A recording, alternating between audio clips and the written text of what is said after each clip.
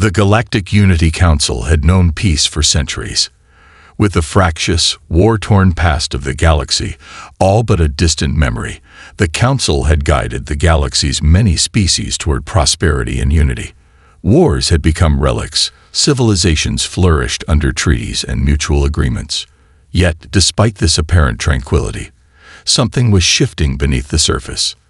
The first signs of the change came in the form of a deep space anomaly. At first, a blip on the radar, something that could be easily dismissed by the advanced technologies of the Council's flagship vessels. But as the anomaly persisted, reports began to pour in from across the galaxy, all pointing toward the same source. Ancient, long-forgotten transmissions were emanating from the direction of Earth. No one in the Galactic Council knew what to make of it. Earth was a name wrapped in myth, spoken of in hushed tones, a distant world lost to time and history. It had been eons since any race had even attempted to travel to its coordinates. No known records existed of any civilization surviving on Earth, and all that was left were half-buried fragments of old stories about humanity, their once great empire of war, their violent expansion, and then their sudden disappearance. The Council's experts initially suspected it was some kind of galactic interference, a glitch in the fabric of space-time, or perhaps the remnants of an old, malfunctioning military communication system. But the signal persisted, growing stronger over time, encoded in a language no current species could fully understand. It was, unmistakably, human. In the heart of the Council, the debate raged on. Some were eager to investigate, seeing the potential for ancient knowledge or resources, possibly even technologies that had been lost with the humans' downfall. Others feared what the signal could mean. If the humans still existed, what would they want? Could it be that the old stories were true, that humanity was never truly gone? If so, they had once been a terrifying force, ruling entire star systems with an iron fist. Finally, under the pressure of mounting curiosity, and the growing unease from member worlds, the Council decided to send a reconnaissance mission to Earth. A fleet of elite warships, armed with some of the most advanced technology the galaxy had ever known, was dispatched to investigate. The mission was supposed to be simple: find out the source of the signal, determine if it posed any threat, and return with answers. After all, if humanity had been wiped out, what harm could there be in a long-forgotten world? What they did not know was that the humans were not gone. They had merely been waiting. Hidden beneath Earth's surface, humanity's war machines, ships, drones, and weapons of unimaginable power had been dormant, waiting for the right moment to reawaken. The first sign of life came from one of the buried bunkers deep in the planet's crust. Within moments of detecting the Council ships approaching, Earth's ancient defense systems activated. The dormant gods of war were coming back. The fleet of Galactic Unity warships approached Earth's orbit with cautious curiosity, their sensors scanning the ancient planet for signs of life or activity. The Council's elite had been dispatched, ships manned by the best and brightest, fully prepared for what they anticipated would be a routine investigation. But as they neared, something strange began to happen. The planet's atmosphere, once passive, began to vibrate with an unsettling hum. At first, it was barely perceptible, a low frequency, like the groan of an ancient machine. But soon, it became clear. Earth was not dead. Earth was very much alive, and it had awoken. The first sign of humanity's return was the activation of long-forgotten satellites, their energy sources flickering back to life as though they had never been dormant. The Council's fleet, thousands of light years away from their homeworlds, had no idea what they were walking into. As Earth's defensive systems came online, so did a series of orbital weapons, long hidden beneath the planet's crust. Missiles, cloaked satellites, and automated defense drones, all ancient relics of a long-forgotten war machine, surged into the atmosphere with a violent, overwhelming force. The ships in the Council fleet barely had time to react as the first wave of firepower slammed into them. The automated defenses did not hesitate, not out of malice, but because they knew only one directive: protect Earth. The Council warships tried to retaliate with their advanced weaponry, but the humans' orbital defense systems outpaced anything in the galaxy. Tactical warheads, EMP pulses, and directed energy blasts that cracked through the shields of the alien vessels like they were made of paper. Panic spread through the fleet as one ship after another was struck down by Earth's hidden wrath. The ships had barely begun their approach when Earth's weapons took out the first wave. The remaining ships scrambled, desperately trying to regroup, but they were unprepared for the sheer brutality of the assault. The humans were no longer the peaceful legends of history. They had become something far more dangerous.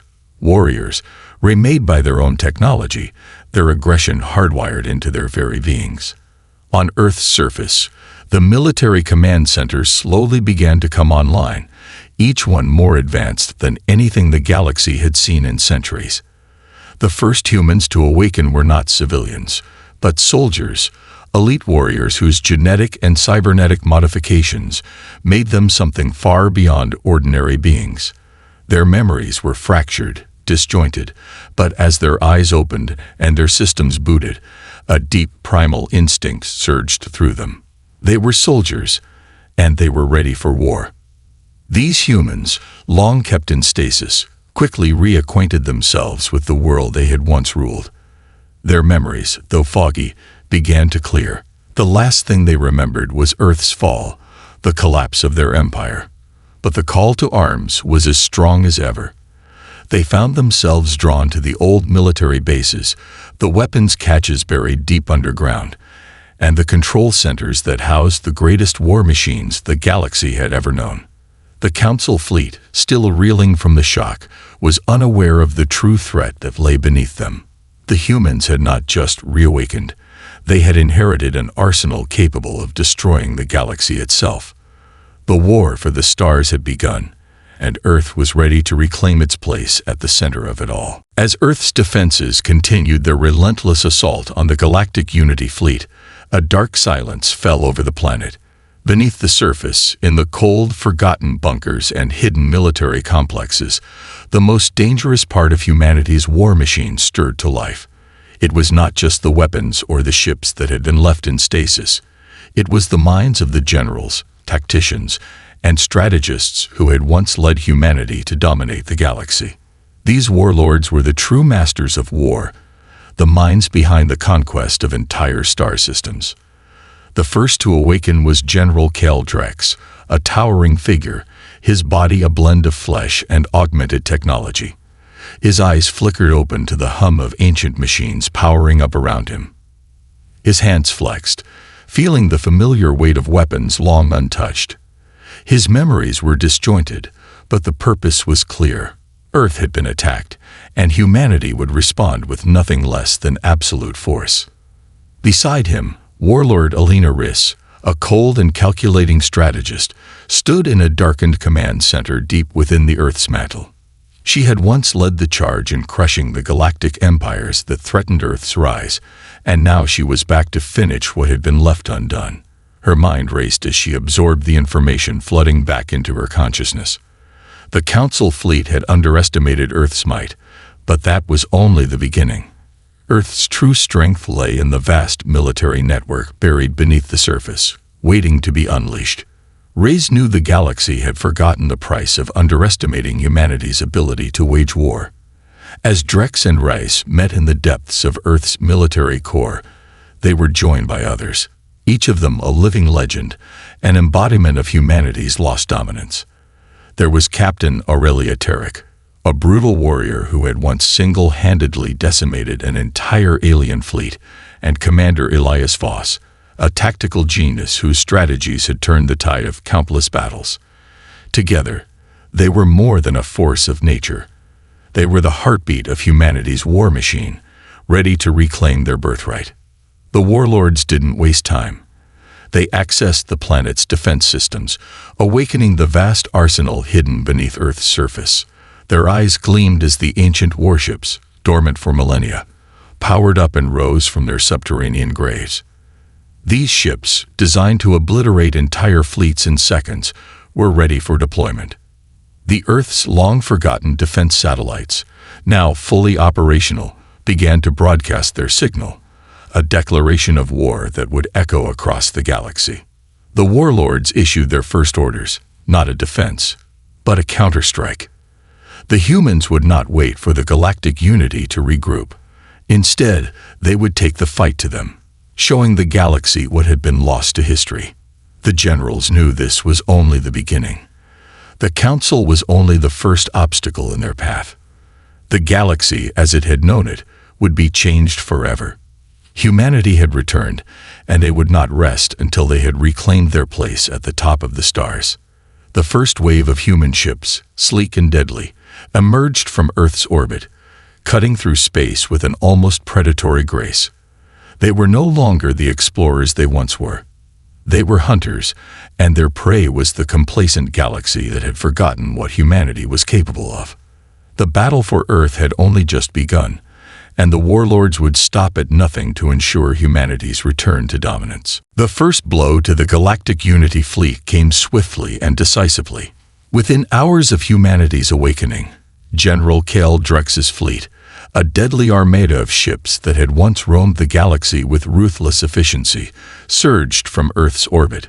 These warships were relics of an ancient age, but their firepower, augmented by millennia of technological advancements, was unmatched.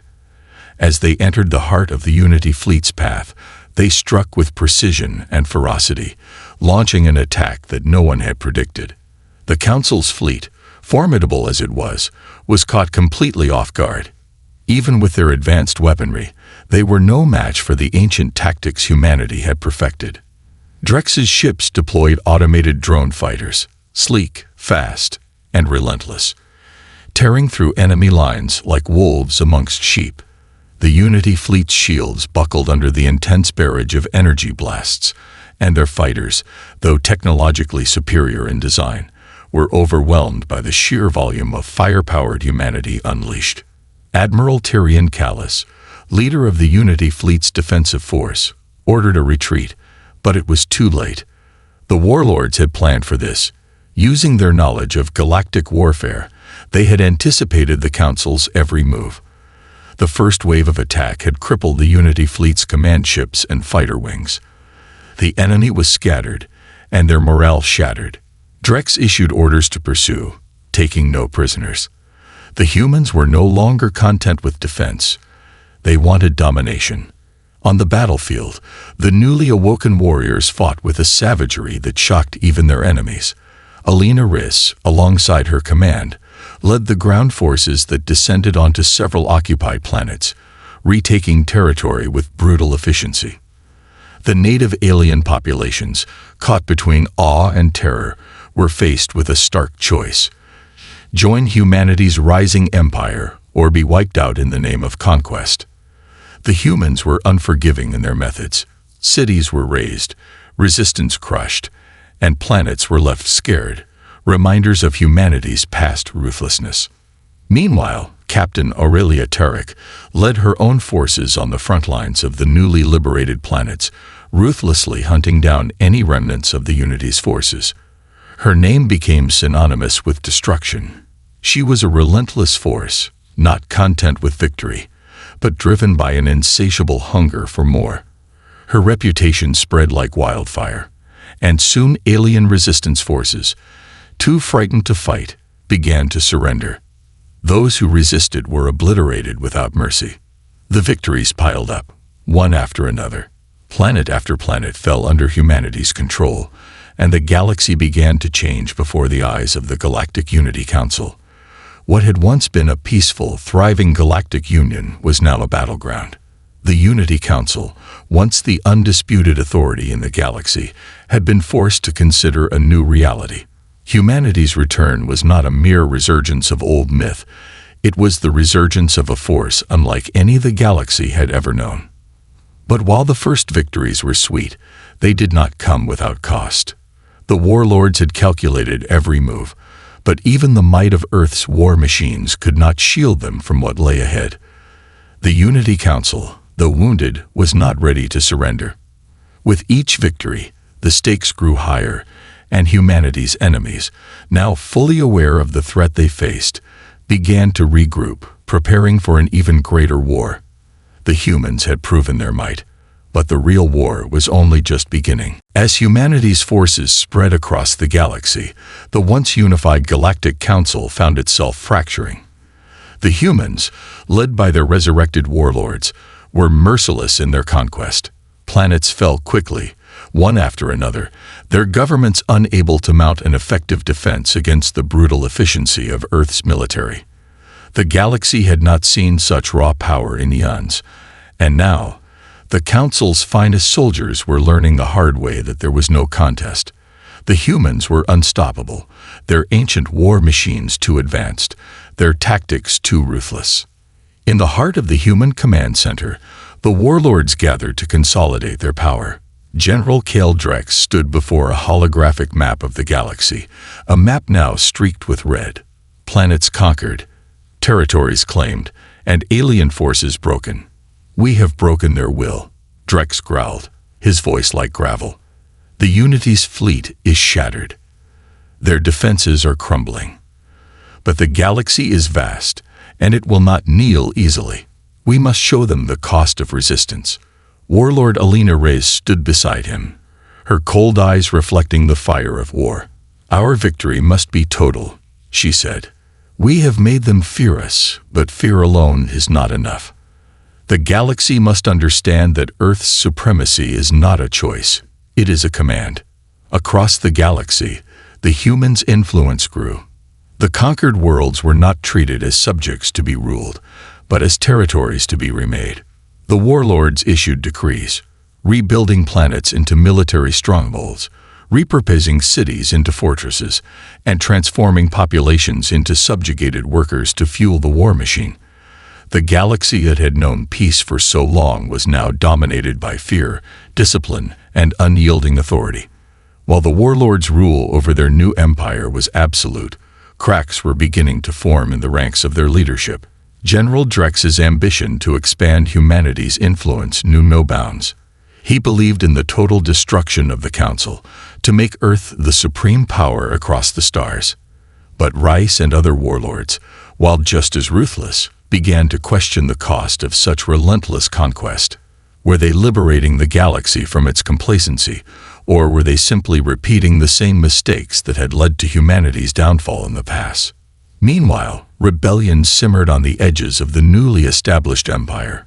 Alien factions who had once been under the Council's rule now found themselves united by a common cause: to defeat the humans. Despite their fragmented leadership, there was strength in their numbers. Their planets had been burned, their populations enslaved, and they had nothing left to lose. The rebellion, though scattered, began to grow. Small resistance cells formed in the outer reaches of human-occupied space, striking back at supply lines, sabotaging war machines, and slowly building the resolve to challenge humanity's reign. They were disorganized, but their desperation made them fierce. The humans, however, were still in control. Every victory they claimed hardened their resolve, but also drew more hatred and fear from the galaxy's inhabitants. The warlords of Earth had begun their reign with the fire of conquest, but now they found themselves sitting on the edge of an empire that would either be cemented through terror or collapse under the weight of its own cruelty. And with the rebellion growing, it was becoming clear that the next battle would not be fought on the battlefield alone. It would be fought for the soul of humanity itself. Would they continue as conquerors, or would they become the monsters they had once vanquished? Across the galaxy, the shadow of humanity's warlords loomed larger with each passing day. Their fleets ravaged entire star systems, and their brutal subjugation of conquered worlds seemed unstoppable. Yet beneath the surface of galactic tyranny, a spark of resistance flickered in the darkness. The galaxy, though fractured and disjointed, was far from conquered in spirit. The hope of the alien worlds was reignited, and slowly, despite the odds, the fires of rebellion began to spread. In the outermost reaches of human-occupied space, hidden on a derelict moon orbiting a dying star, the resistance gathered. It was here, in the shadows, that alien warlords, dissidents, and former council officers who had defected to the human cause now met in secret. They were not an army, Not yet, but they were a coalition. Beaten, scattered, and humiliated, but not broken. At the heart of this resistance was someone humanity had once underestimated. Aria Voss, a former lieutenant of the Galactic Unity Fleet and the daughter of the brilliant strategist Commander Elias Voss. Her father, a hero in the eyes of the galaxy, had once believed that humanity's reawakening was a necessary force, a balance in a galaxy that had grown complacent. But when he saw the brutality with which the humans waged war, the price of their ambition, he turned against them. It was too late for him, but Aria, unlike her father, still had a chance to make a difference. Aria had watched as her father's ideals were twisted, how Earth's leaders had turned into tyrants, and how the galaxy suffered in silence. But when her father's life was taken by a human warlord's order, Aria knew she had to act. She fled the Unity Fleet, leaving behind everything she had once believed in. She joined the resistance and quickly rose to become one of its most powerful leaders. Aria's tactics were unorthodox, but she was a master of guerrilla warfare, able to strike fast and vanish without a trace. Under her leadership, the resistance began to hit human supply lines, sabotage vital infrastructure, and cripple key military assets. Their success came in small bursts, nothing that could shake the humans to their core, but enough to make them bleed. More alien factions, once hesitant, joined their cause, and the resistance grew in strength and confidence. Despite the growing insurgency, the humans did not falter. General Drex, frustrated by the alien uprisings, issued a directive to root out every rebel cell with absolute precision. His fleet, still vast and powerful, turned the galaxy into a war zone. He no longer sought simple conquest. He sought to extinguish any trace of rebellion before it could ignite into something greater. On Earth, Warlord Alina Rice watched the developments with a cold, calculating gaze. While Drex's wrath was blunt and merciless, Rice saw the rebellion for what it was: an opportunity. She knew that a galaxy united in resistance against humanity's rule would never be fully broken through brute force alone. She needed something more, a strategy to quell the growing unrest and crush the rebellion for good. Riz summoned a council of warlords. She would propose a new course, one that would require humanity's war machine to adapt, not simply destroy. The rebellion had a face now, a leader. Aria Voss. Riz knew that to end the war, the resistance's figurehead had to be eliminated, and she would make sure that the galaxy knew what happened when they dared to defy humanity's will.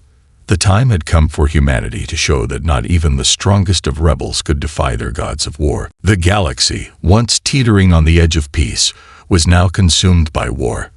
Humanity's power had reasserted itself with terrifying speed, and the warlords, led by General Drex and Warlord Rice, had established an iron grip across the stars. But in the dark corners of occupied space, the rebellion had found its voice. At its heart was Aria Voss, the daughter of the legendary Commander Elias Voss, and the beacon of hope for the galaxy's fractured resistance. Aria had become a symbol, more than a leader, more than a strategist.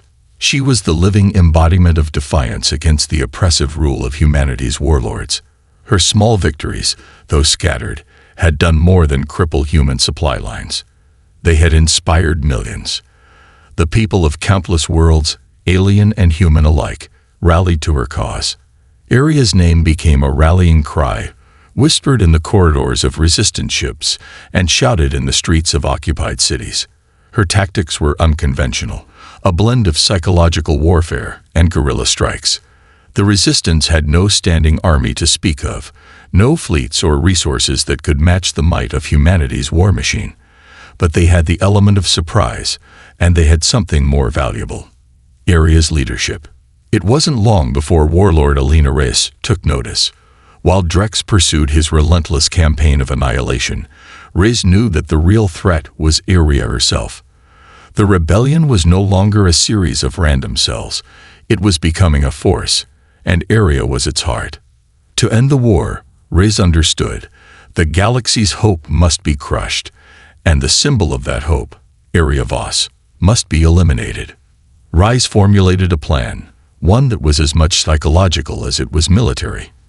If she could remove Area from the equation, the rebellion would lose its unity, its cause. Without their leader, the resistance would fracture, and the galaxy would once again fall under humanity's control. But Reese knew that simply hunting Area down wouldn't be enough. She needed to make the galaxy witness humanity's power, to remind them of the consequences of defying Earth. She ordered the deployment of a massive fleet, a coordinated strike force designed not just to kill, but to send a message. The humans would descend upon the heart of the resistance, a planet that had become a sanctuary for rebel leaders. The world was isolated, far from Earth's control, and its defenses were minimal. But it was symbolic. The attack came swiftly.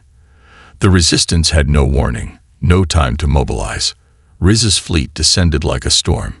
Massive warships, their hulls etched with the scars of countless battles, tore through the atmosphere. The ground forces, led by ruthless commanders, swept through the cities. The resistance fighters were overwhelmed. Area had anticipated that the attack would come, but even her tactical brilliance could not stop the overwhelming force that had been unleashed. As the world burned, Reyes made her move.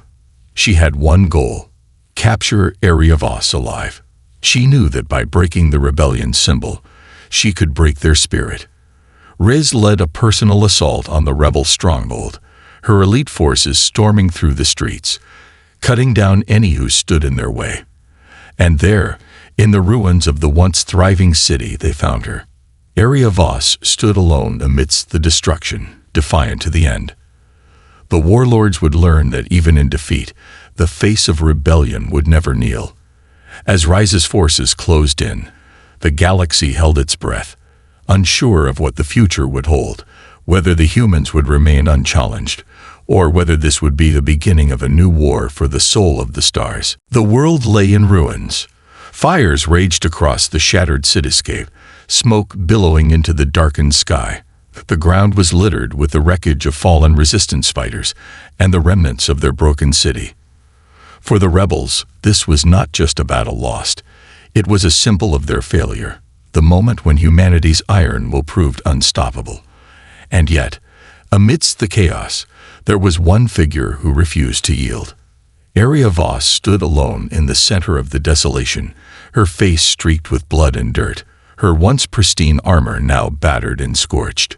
She had known this moment would come, had known that the warlords would stop at nothing to crush her and the rebellion. But as she looked out over the battlefield, she felt no fear. There was only a deep, burning resolve. She was not just fighting for her life. She was fighting for the galaxy's future. Warlord Alina Reyes approached, flanked by her elite guards, her cold eyes never leaving the rebel leader. "You fought well, Area," Reyes said, her voice almost respectful. "But this ends here. You've led your people to ruin. Your rebellion is crushed, and with it, any hope of resistance. The galaxy belongs to Earth now." Area's voice was steady, despite the exhaustion that had taken hold of her. "You think this is the end. You've won a battle, Reyes, but you'll never break the spirit of the galaxy. As long as there is life, there will be those who rise to defy you." Reyes smiled, but there was no warmth in it. "You underestimate the power of humanity, Area. This galaxy is ours to shape as we see fit, and the sooner you accept that, the easier it will be for you." Before Area could respond, Reyes's guards seized her, their grip unyielding. But even in captivity, the resistance leader stood tall, her eyes burning with unspoken fury. She would not beg, not for mercy. She had led her people with honor. And if this was to be her end, she would face it as a warrior. The humans' fleet, having ravaged the rebellion's stronghold, began its retreat, leaving the once proud resistance scattered and broken. But as the last of the warships pulled away from the planet, something unexpected happened. A signal, faint but unmistakable, reached Reyes's ship. It was a transmission from the heart of the resistance, a message to every corner of the galaxy. The rebels, despite their defeat, had left one final gift: a message of defiance. The message, a simple phrase broadcast across every major communication network, echoed through the stars. "We are not broken." Rise's face darkened as she listened to the words. The rebellion may have fallen, but the fire of resistance had been ignited once more. Humanity had won a battle, but the war was far from over. Iria's words had reached the galaxy, and even though the rebellion had been shattered, its spirit lived on. The warlords of Earth had underestimated the strength of the galaxy's will, and they would come to realize that victory through force alone could never ensure permanent dominance.